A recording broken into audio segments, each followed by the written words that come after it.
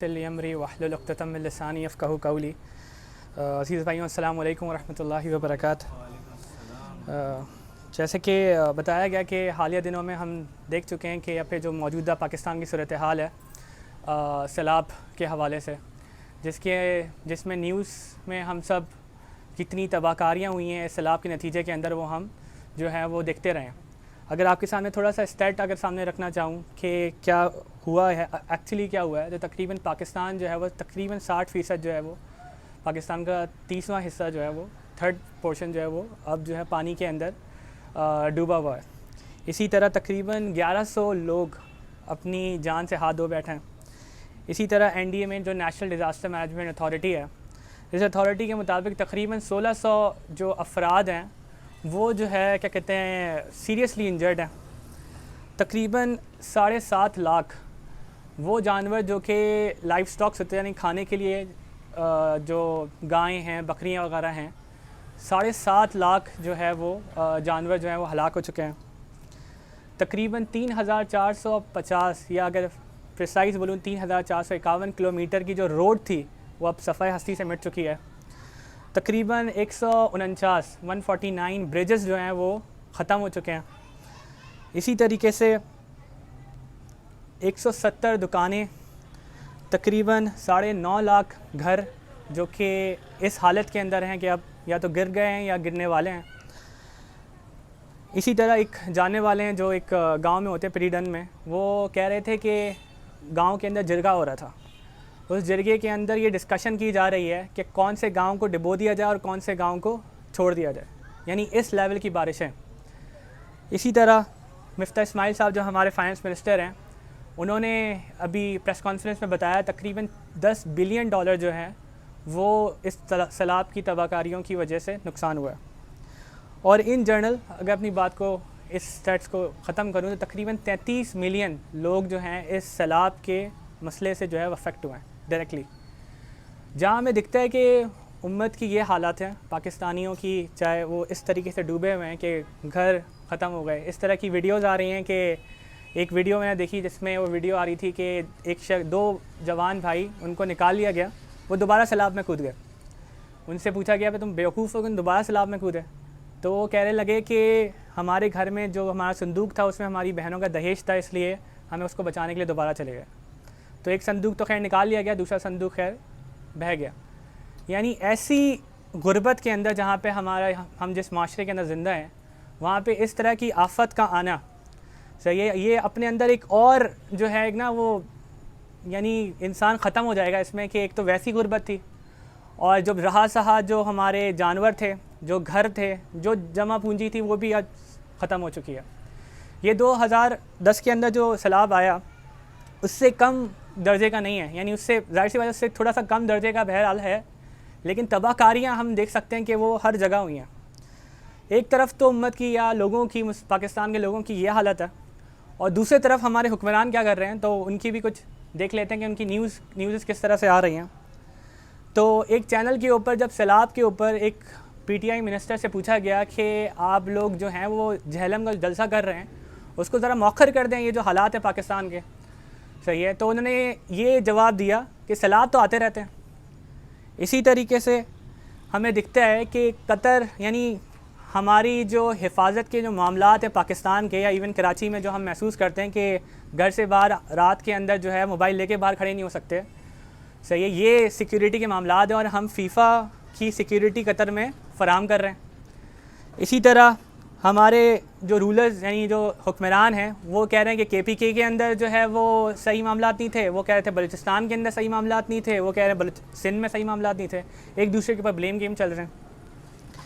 अभी रिसेंटली कल की खबर है, इस सैलाब के अंदर जो है वो एक इंडिया ने भी जो है वो दरियाओं के अंदर पानी छोड़ा है, और कल सुबह मोदी ने एक ट्वीट किया, और उस ट्वीट के ऊपर उसने अफसोस का इजहार किया पाकिस्तान की जो सूरत हाल है, और उसके रिप्लाई के अंदर हमारे जो प्राइम मिनिस्टर शहबाज शरीफ साहब हैं, उनका रिप्लाई फ़ौरन आ गया कि आपका बहुत बहुत शुक्रिया कि आपने जो है वो आपने पाकिस्तान के लोगों के साथ हमदर्दी करी।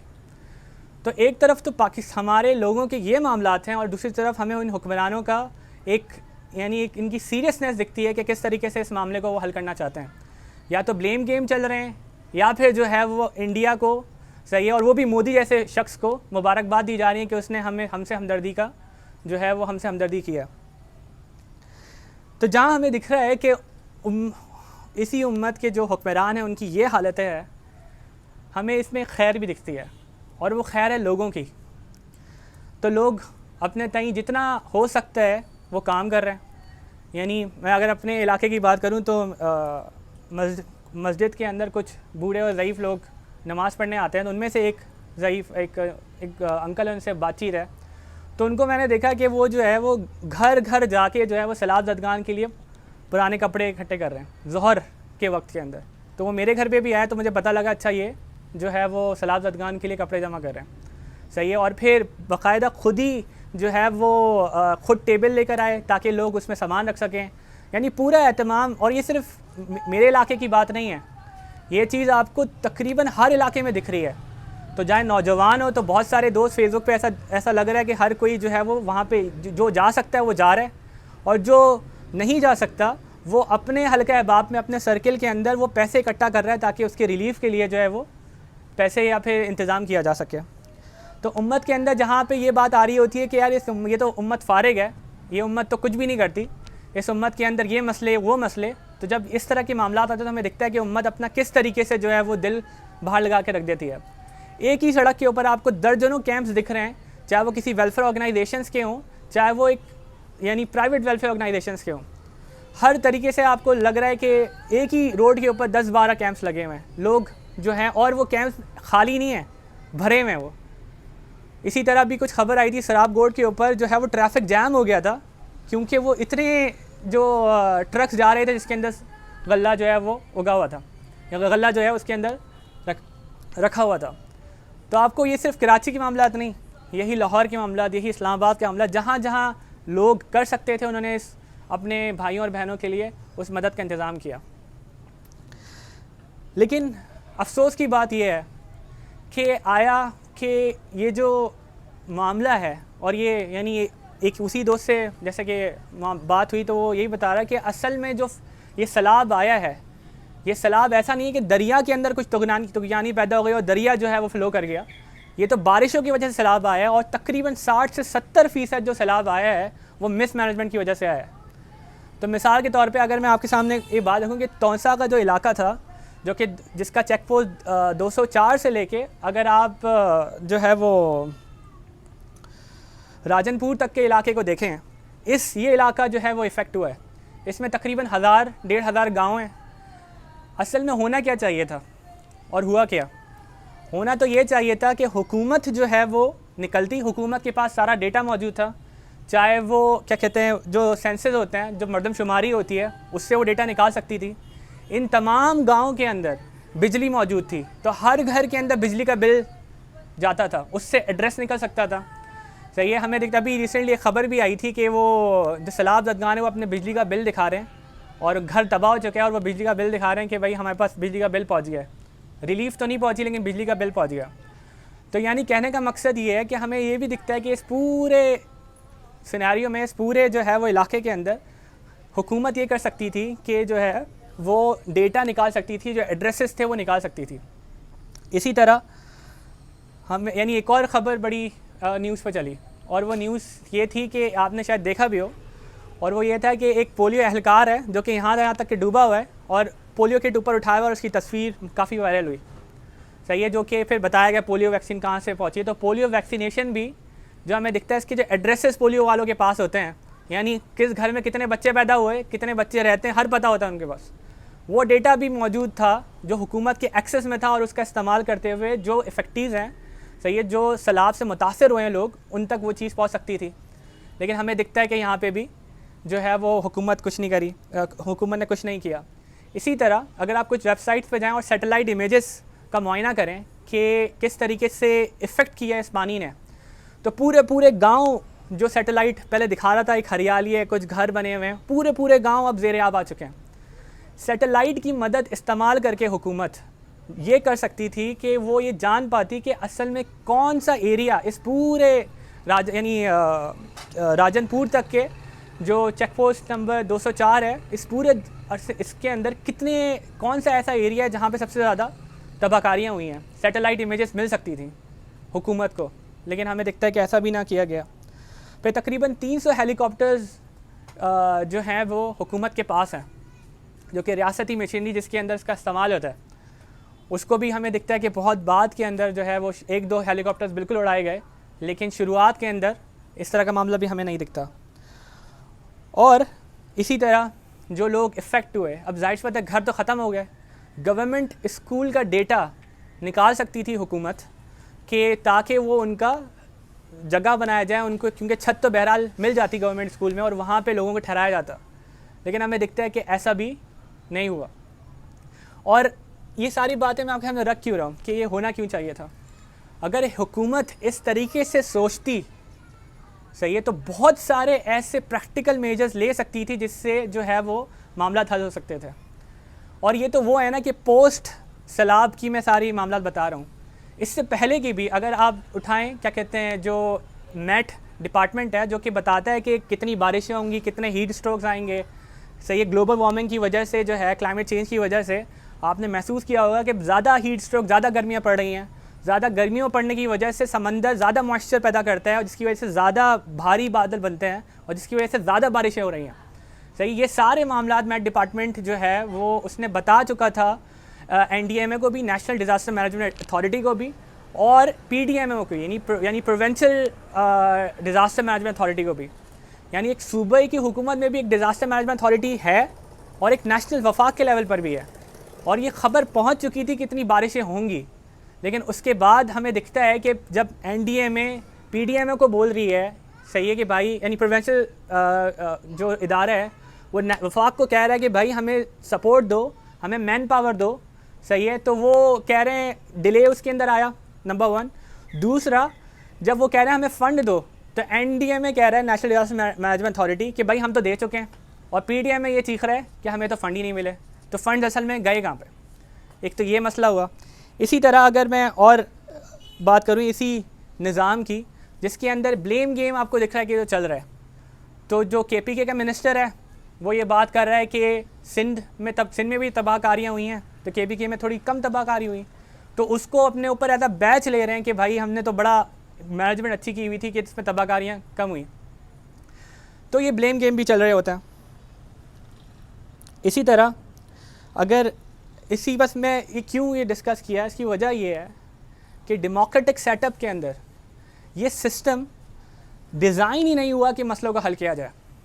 जब एक शख्स आता है, जो कि चाहे वो किसी भी ओहदे पर आए, जो हुक्मरान बनता है, वो हुक्मरान जिस नीयत के साथ बनता है वो नीयत होती है 5 साल की, कि यार मुझे 5 साल तक ये सारे मामला करने, जबकि ये सारे जो मामला होते हैं ये सालों लेते हैं। एक डेवलपमेंट करने के लिए एक विज़न चाहिए होता है, लेकिन ये लोग इस तरीके से सोचते हैं कि हम ऑरेंज लाइन, ग्रीन लाइन ऐसे प्रोजेक्ट्स लगा दें जो कि हमें 2-3 साल में हम कंप्लीट करें, ताकि हम नेक्स्ट इलेक्शन के अंदर उसको प्रोजेक्ट कर सकें अपने वोट लेने के लिए। तो यहाँ पे जो विज़न होता है, जो महदूदियत होती है, वो पहले से ही बाय डिफ़ॉल्ट इस सिस्टम का खासा है।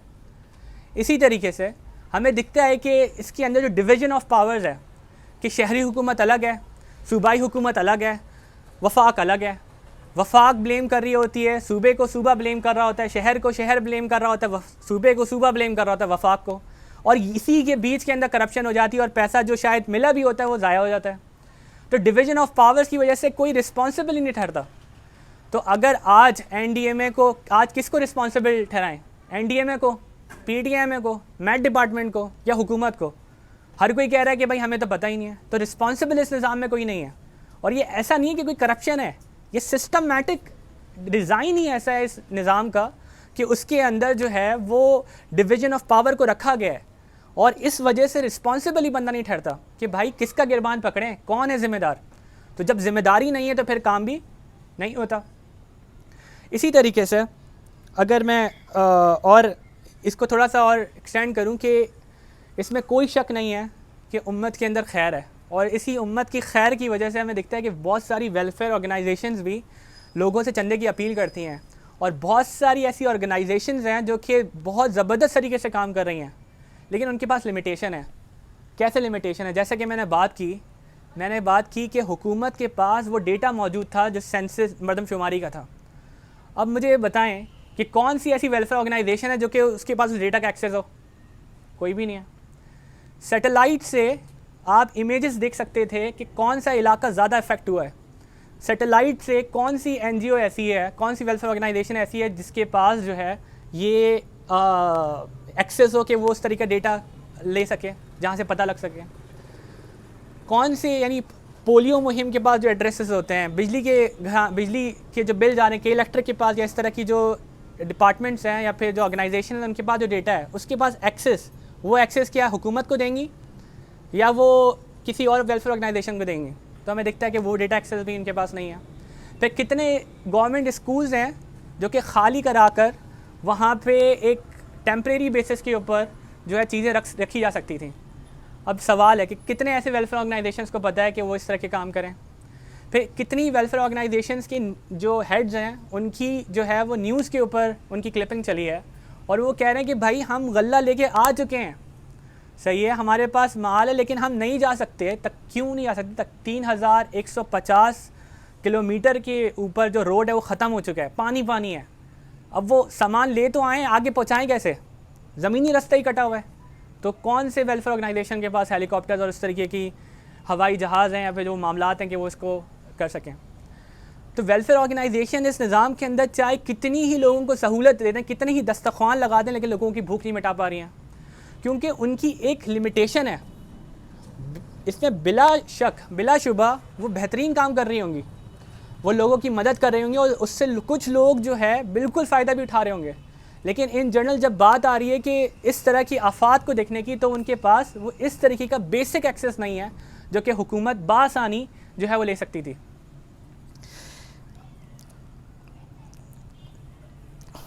इसी तरह अगर मैं इसको थोड़ा सा और आगे बढ़ाऊं कि हुकूमत और क्या कर सकती थी।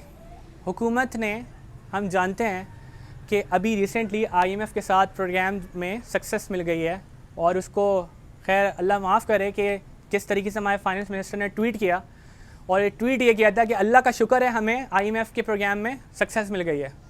यानी अल्लाह का शुक्र किया जा रहा है कि हम अल्लाह से जंग करने के लिए अब मज़ीद तैयार हो चुके हैं। इस तरीके के ट्वीट्स करते हैं। अभी IMF के जब सूदी कर्ज़े अदा करने होते हैं, सही है, उसके लिए हम पे टैक्सेशन किया जाता है, तब कौन सी वेलफेयर ऑर्गेनाइजेशन या आलमी बरादरी से मदद मांगी जाती है कि हमें IMF के सूदी कर्ज़े अदा करने हैं? तो यही जो है वो डिफरेंट ज़राए इस्तेमाल करते हैं जो भी इनके पास सिस्टम ने दिए हैं, और उससे वो पैसा इकट्ठा करते हैं और IMF को देते हैं।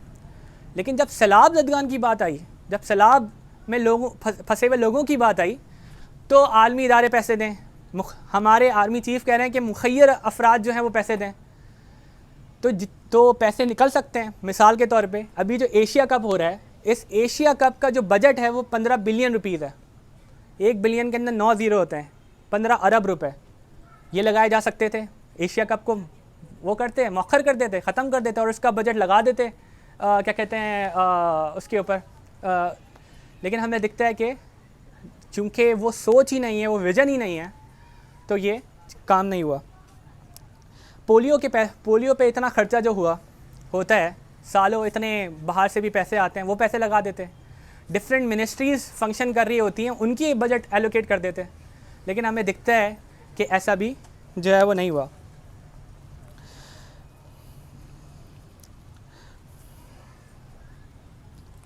असल में होना क्या चाहिए था? अगर एक ऐसी ज़िम्मेदार रियासत होती, सही है, जो कि इस एंगल से सोचती कि ये हुक्म है, इस्लामी निज़ाम अगर होता तो वो किस तरीके से सोचता? इस्लामी निज़ाम के अंदर जो ड्राइविंग फ़ोर्स है एक हुक्मरान की, वो अक़ीदा होता है, वो अल्लाह का खौफ होता है, वो हुक्म शरई होता है। वो 5 साल की मुद्दत नहीं होती। वो ये नहीं होती कि मैं पैसे अगर ज़्यादा यहाँ लगा दूंगा तो अपोजिशन सीख जाएगी तुमने यहाँ पैसे ज़्यादा लगा दिए। वहाँ पे अपोजिशन अगर होती है तो ऑन द बेसिस ऑफ हुक्म शरई होती है। हुक्म शरई की बेसिस के ऊपर हुक्मरान जो है वो फ़ैसले करते हैं। तो क्या इस तरह की आफात पहले नहीं आई? तो हमें दिखता है हज़रत उमर रज़ी अल्लाह अन्हु के ज़माने में जब कहत पड़ा है मदीना के अंदर, तो उन्होंने ख़त लिखा है अबू उबैदा बिन जर्राह रज़ी अल्लाह अन्हु को, उन्होंने हज़रत अमर बिन आस रज़ी अल्लाह अन्हु को ख़त लिखा, उन्होंने जो है हज़रत साद बिन अबी वक़ास को ख़त लिखा जो कि शाम, यमन और मैं तीसरी भूल रहा हूँ कि वहाँ से वो गल्ला लेकर आए। अब जब गल्ला आ रहा है मिस्र से, तो उसकी मसाफ़त जो मदीना तक के है वो तकरीबन 2 माह के जो सप्लाई रूट है, सही है, क्योंकि जाहिर सी बात है गल्ला आना है और एक सप्लाई रूट को मेंटेन करना है, सप्लाई चेन को मेंटेन करना है, 2 माह उसकी मुद्दत है। तो मुसलमान हुक्मरानों ने किया नहर खोदी। नहर कहाँ से खोदी, अगर मैं आपको एग्जैक्ट बता सकूं, दरियाए नील से बहरे अमर तक के एक नहर खोदी गई जहाँ से सप्लाई रूट को फास्ट बनाया गया, और उस बहरे अमर से जद्दा तक का सफ़र किया गया, और जद्दा से जो है मदीना पे गल्ला आता था। यानी जो सप्लाई रूट हज़रत उमर के ज़माने में 2 महीने के ऊपर मुहित था, उस वक्त के वालियों और हुक्मरानों ने 1.5 हफ़्ते के अंदर उसको कन्वर्ट कर दिया। यानी 2 महीने का गल्ला 1.5 हफ़्ते के अंदर जो है वो उन कहत हज़रत उमर रज़ी अल्लाह अन्हु के ज़माने में मदीना तक के पहुँच जाता था। क्यों ऐसा हुआ? आज यानी पाकिस्तान तो इतना सा है, कहाँ मिस्र कहाँ मदीना, ज़्यादा एफ़र्ट तो वहाँ पर थी, यहाँ पे तो नहीं थी। यानी क्या चीज़ थी जो कि दोनों जगह पे हमें मुख्तलिफ दिखती है? एक जगह हमें दिखती है कि एक शख्स की एक निज़ाम में हुक्मरानों की जो ड्राइविंग फ़ोर्स है वो 5 साल की मुद्दत है। वो ये सोच है कि यार मुझे तो 5 साल के लिए आना है, 5 साल बाद मैं 5 साल में बल्कि मैं इतना गंदा हो चुका हूँ कि इसी में ज़्यादा से ज़्यादा पैसा कमा लूँ, ठीक है, क्योंकि अगले 5 साल में तो किसी और ने आना है, सही, तो मैं आ नहीं सकता। तो वो उम्मत के लिए कहाँ सोचेगा? जबकि दूसरी तरफ इस्लामी निज़ाम के जो ड्राइविंग फ़ोर्स है वो अक़ीदा अल्लाह का हुक्म है। तो फिर हमें मदीना से लेके वो मिस्र से लेके मदीना तक, दरिया नील से लेके मदीना तक के हमें नहर भी खुदती हुई दिख जाती है। जबकि हमें यहाँ पे अगर कराची से लेके जो है वो मुझे तौसा तक अगर मुझे सामान पहुँचाना होता है तो वो भी नहीं पहुँच पाता, सही है। जबकि एक वाज़ेह फ़र्क हमें दिखता है। इस्लाम के अंदर जो ये ज़िम्मेदारी है एक हुक्मरान की, ये महज़ एक यानी जैसा कि मतलब हुक्म शरई है। रसूल अल्लाह सल्लल्लाहु अलैहि वसल्लम की हदीस है, रसूल सल्लल्लाहु अलैहि वसल्लम ने फरमाया हुक्मरान अपनी राया पे ज़िम्मेदार है और उससे उसकी राया के मुतालिक पूछगछ होगी। अल्लाह सुब्हान ताला के हुक्मरान से उसकी अवाम के बारे में सवाल करेंगे। ऐसा नहीं होगा कि उस शख्स को छोड़ दिया जाएगा। आज 5 साल बाद भी अगर किसी ने 10-10 साल तक अगर कोई करप्शन की हुई है तो आज तक जो पुराने 20-20 30-40 साल पुराने जो करप्शन हुई है उसके भी केसेस आज तक चल रहे हैं। इस्लाम के अंदर ऐसा नहीं है। इस्लाम के अंदर अल्लाह सुब्हान ताला पूछेंगे एक शख्स के से, एक हुक्मरान से, कि उसने अपनी राया के बारे में उसकी उमूर की देखभाल क्यों नहीं की। इस्लाम के अंदर हमें दिखता है कि आज जो है आज के जो करंट, यानी मैं इसलिए ज़्यादा इस पे फोकस कर रहा हूँ कि इस चीज़ को हम अंडरस्टैंड करें कि ये सिस्टमैटिक मसला है। अगर अच्छा बंदा भी आ गया तब भी मसला हल नहीं होना। कैसे? इस्लामी निज़ाम के अंदर जो मामलात हैं, लोगों की उमूर की देखभाल है, वो बाय हुक्म शरई आसान होनी चाहिए। इस पर रसूलुल्लाह सल्लल्लाहु अलैहि वसल्लम ने फरमाया, रसूलुल्लाह सल्लल्लाहु अलैहि वसल्लम ने माज़ बिन जमल को रवाना फरमाया और कहा कि लोगों के लिए आसानी पैदा करना, मुश्किल में मत डालना, खुशखबरी सुनाना, मुतनफ़िर मत करना, मुआवनत से काम करना।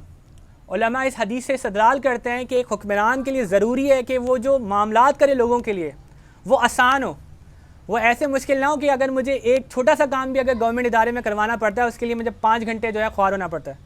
ऐसा ना हो, आसानी हो।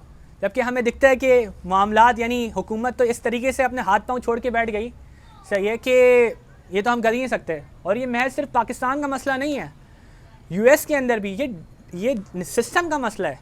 यूएस के अंदर भी, यूनाइटेड अमेरिका के अंदर भी जब सैलाब आया तो उसमें भी रेड क्रॉस का जो डायरेक्टर था उसको बोला गया भाई रिज़ाइन करो क्योंकि तुम लोगों को वेलफेयर नहीं पहुंचा पा रहे।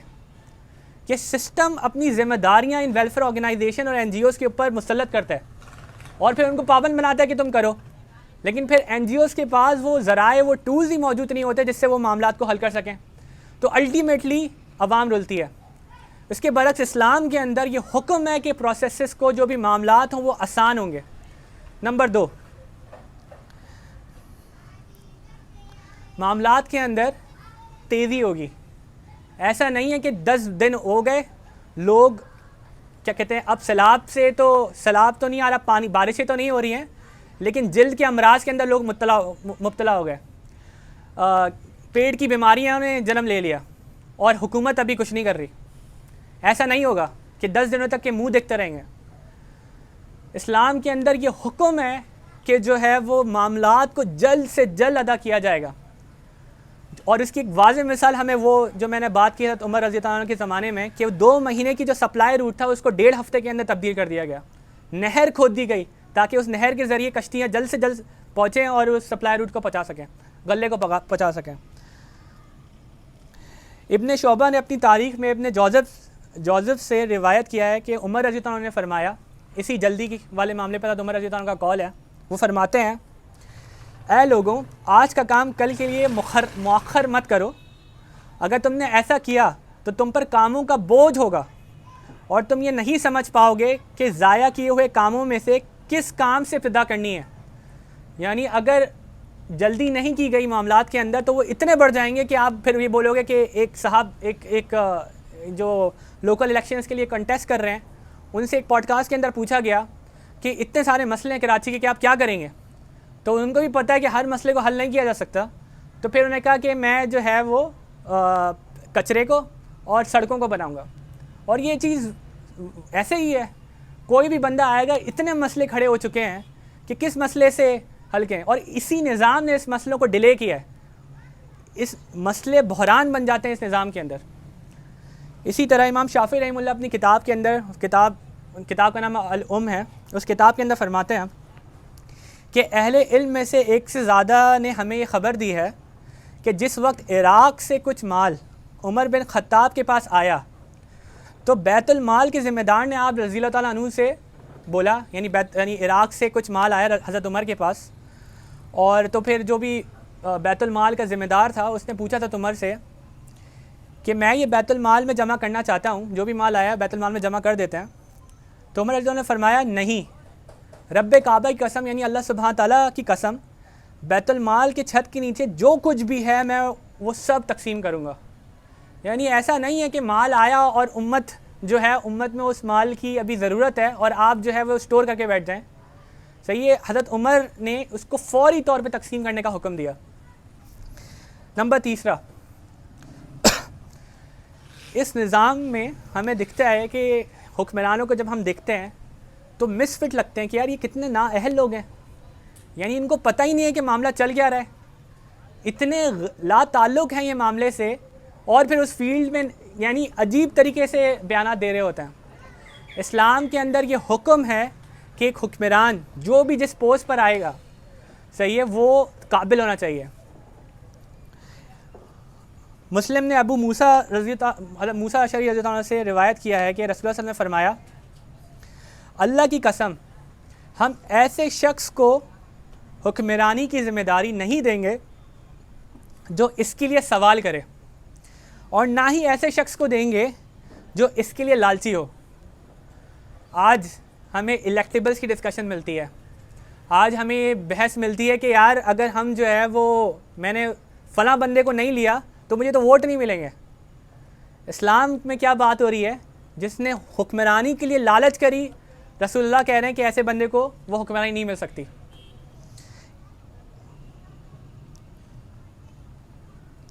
इसी तरह बहकी ने अल-शुएब में उमर रज़ी अल्लाह अन्हु के बारे में कहा, हज़रत उमर रज़ी अल्लाह अन्हु फरमाते हैं, लोगों के दरमियान सिर्फ़ वो शख्स फ़ैसले करे जो कामिल अक़ल यानी अक्लमंद हो, पेचीदगियों यानी मुश्किलात को सुलझाने वाला हो, किसी की पर्दादारी ना करता हो, अपनी राया यानी अवाम से बुग़्ज़ ना रखता हो, और अल्लाह के मामले में किसी मलामत करने यानी किसी की जो कोई मलामत करते हैं करने वाले की मलामत की परवाह ना करता हो।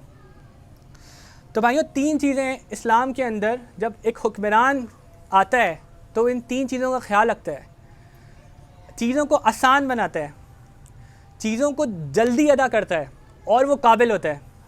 लेकिन आज हमें दिखता है ये तीनों ही चीज़ें इस निज़ाम के अंदर सिस्टमेटिकली जो है वो है ही नहीं। तो मिसाल के तौर पे, जब अगर मैं शहरी हुकूमत में हूँ और मुझे शहर के अंदर कुछ मसला हुआ है और मुझे फ़ंड चाहिए, उस फ़ंड के लिए मुझे रिक्वेस्ट डालनी है सूबे को, सूबे के पास रिक्वेस्ट आएगी, सूबा बोलेगा मुझे रिक्वेस्ट डालनी है वफाक को, वफाक फ़ंड एलोकेट करेगा सूबे को, सूबा एलोकेट करेगा अपने हिसाब से। और ये तो तब मैं बात बता रहा हूँ जब एक हैप्पी सिनेरियो है।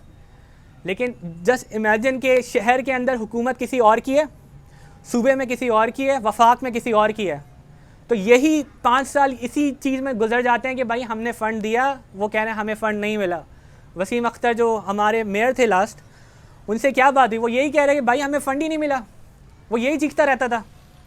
और इसी अब वो फ़ंड नहीं मिला या नहीं मिला, बात की बात है, बंदा तो मर गया ना, लोग गुर्बत से तो मर गए, लोगों को मसले तो आ गए। इस निज़ाम के अंदर बाय सिस्टम जो है वो मसले हैं, पावर डिवीज़न करके और चीज़ों को डिले किया जाता है। और फिर अहलियत तो हम सब जानते हैं हुक्मरानों की। अब अपनी बात को अगर बस कंक्लूड करूं तो 2 करने के काम हैं जिसको हमें करना ज़रूरी है। नंबर 1, पहला काम, बहैसियत फ़र्द, बहैसियत मुसलमान, ये हमारी ज़िम्मेदारी और हम पर फ़र्ज़ है कि अगर हम अपने बदन से अपने भाइयों के लिए कुछ काम कर सकते हो तो हम ज़रूर करें। अगर हम अपने माल से अपने भाइयों के लिए कुछ काम कर सकते हैं तो हम ज़रूर करें। ऐसा ना हो कि हम इसी मोड में रहें कि यार पहले खिलाफत लाते हैं और फिर सारे काम करते हैं। बस फ़र्द हम पे ज़रूरी है कि हम अपने मुसलमान भाइयों के लिए काम करें। ये बहरहाल वक्ती जो है वो एक अमल है, सही है। इससे शायद मसला हल नहीं होगा पूरी तरीके से, क्योंकि हमें दिखता है कि NGOs भी नहीं कर पा रही हैं, जो जिनके पास वो ज़राएँ वो भी नहीं कर पा रही हैं, थोड़े बहुत जो ज़राएँ वो भी नहीं कर पा रही हैं।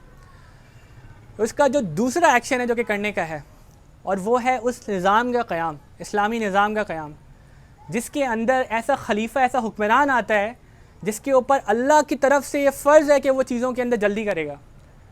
वो काबिल लोगों को लोगों के उमूर की देखभाल के लिए लगाएगा, वो लोगों के लिए आसानियाँ पैदा करेगा, लोगों के मामलात को जल्द से जल्द हल करेगा। ये हुक्म शरई अल्लाह सुब्हान ताला की तरफ से नहीं तो आखिरत में वो जवाब देगा अल्लाह सुब्हान ताला को। तो दूसरा ये है कि इस चीज़ को हल किया जाए। अगर इस्लामी रियासत, इस्लामी निज़ाम खिलाफत होती तो वो सैटेलाइट्स का इस्तेमाल करती, वो उन डेटा का इस्तेमाल करती, वो लोगों के अंदर अपने जो हेलीकॉप्टर्स हैं, जो ट्रक्स हैं, उनका इस्तेमाल करती, लोकेशन पता करके जो करीबी लोकेशन से गल्ला सप्लाई रूट और सप्लाई चेन मैनेज कर सकती। लेकिन हमें दिखता है कि आज ना होने से कुछ भी नहीं है। तो अगर इसका पूरा और मुकम्मल हल चाहिए तो हमें इस निज़ाम के लिए काम करने की ज़रूरत है। नहीं तो फिर यही होगा कि जो हमने 2005 में क्या कहते हैं ज़लज़ला आया, 2010 में सैलाब आया और हम फिर इसको विटनेस कर रहे हैं। तो खुदा ना ख्वास्ता 5-10 साल बाद दोबारा जो है हम इसी नहज पे बैठे हुए हों और फिर हम यही जो वक्ती हल है कि एक बंदे को सैलाब ज़दगान के लिए बिल्कुल काम करना चाहिए, लेकिन होल एंड सोल ये प्रोजेक्ट नहीं बनाना चाहिए, होल एंड सोल ये ज़िंदगी का मकसद नहीं बनाना चाहिए। असल मकसद इस निज़ाम का क़याम है जो कि असल में तमाम चीज़ों को जो है वो हल करता है। अपनी बात को मैं इख्तिताम करूँगा। अल्लाह सुब्हान तआला ने कुरान में फ़रमाया, सूरह नूर में आयत नंबर 55 में, कि अल्लाह और ये ऐसा नहीं है कि ये कुछ ऐसी ही बात है, ये अल्लाह सुब्हान तआला का वादा है कि अगर हम लोग अल्लाह सुब्हान तआला के दीन के लिए काम करेंगे, अल्लाह सुब्हान तआला हमें जो है वो निज़ाम अता करेंगे। ये अल्लाह सुब्हान तआला का वादा है। अल्लाह सुब्हान तआला ने कुरान में ये वादा किया है। अल्लाह सुब्हान तआला फरमाते हैं, अल्लाह तुम में से उन लोगों से वादा फरमा चुका है जो ईमान लाए और नेक अमल किए कि उन्हें ज़रूर ज़मीन में इन हुक्मरानों की बजाय हाकिम बनाएगा, जैसे कि इन लोगों को हाकिम बनाया जो इनसे पहले थे, और यकीनन इनके लिए इनके इस दीन को मजबूती के साथ मुहक्कम करके जमा देगा जिसे वो इनके लिए पसंद फरमा चुका है, और उनके इस खौफ व ख़तर को अमन से जो खौफ व ख़तर है इसको अमन से बदल देगा। वो अल्लाह सुब्हान तआला की यानी वो मेरी इबादत करेंगे और मेरे साथ किसी को भी शरीक ना ठहराएंगे। इसके बाद भी अगर कोई लोग जो है वो इसके बाद भी जो लोग कुफ्र करें वो यकीनन फासिक हैं। सूरह नूर आयत नंबर 55। जज़ाकुमुल्लाहु खैर व आखिर दावाना अल्हम्दुलिल्लाहि रब्बिल आलमीन।